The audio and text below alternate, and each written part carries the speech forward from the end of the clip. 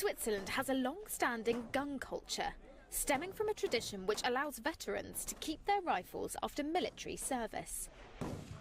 That could all change after a binding referendum on Sunday, when the country is expected to vote in favour of EU reforms on gun control. But obviously, many enthusiasts like these aren't keen. When I'm lying in the stall, facing the target alone with my rifle, I don't know how to describe it, but it just helps me forget a bad day. It helps me completely let go of the stress and negative things. Europe is trying to frighten people into accepting this law, which I find absolutely ridiculous. The tighter rules would make it harder to buy semi-automatic rifles and easier to track weapons in databases. Switzerland isn't technically part of the EU, but it often follows its lead. It also risks losing some of its perks if it doesn't adopt the measure, such as borderless travel.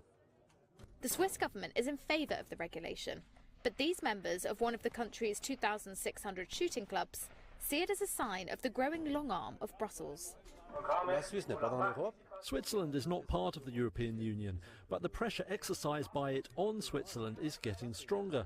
And for me, this vote is just a step. The next step will be the full prohibition of weapons. This is what I can see coming. And even we shooters soon won't be able to keep our weapons at home. Switzerland has one of the highest rates of gun ownership in Europe. In 2017, Swiss citizens owned around 2.3 million guns. That's 27.6 firearms per 100 people.